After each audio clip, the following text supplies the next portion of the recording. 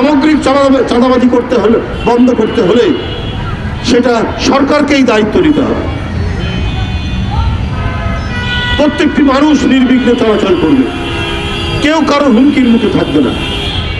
কিন্তু আপনারা প্রশাসনে যদি শেখ হাসিনার পোকামাকড়দের রেখে দেন, শেখ হাসিনার দোসরদেরকে যদি লালন পালন করেন, তাহলে এইটা কোনোদিন থামবে না।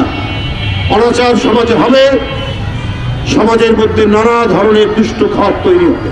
আমি মাননীয় উপদেষ্টাকে বলবো, আপনার এই সমস্ত কথাবার্তা সেই মঈনুদ্দিন ফখরুদ্দিনরা যেভাবে করেছেন, সেই করার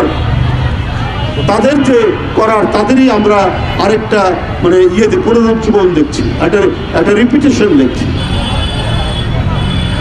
বন্ধুরা আমার, এইটা হতে পারে না। বরং শেখ হাসিনা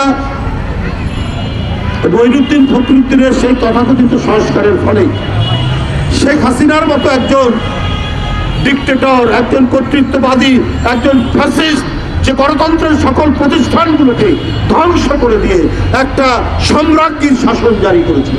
তো আপনারা যদি প্রকৃত সংস্কার করেন, প্রকৃতি সংস্কার করলে তো নির্বাচন এবং গণতন্ত্রের যে অপরিহার্য উপাদানগুলো, আইনের শাসন ইত্যাদিগুলো তো আপনার বিলম্ব হওয়ার কথা নয়।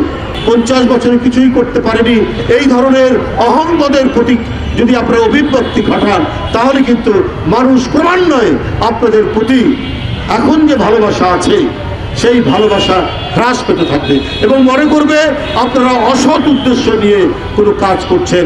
আপনারা সত্যিকার অর্থে জনগণের যে অধিকার, ভোটিং রাইট, যেটা শেখ হাসিনা 15 বছরে একেবারে নিরুদ্দেশ করে দিয়েছিলেন, সেই ভোটিং রাইটসটা আপনারা হয়তো ঠিক মতো দিতে চান না। এই ধরনের আশঙ্কাও মানুষের মধ্যে তৈরি হবে।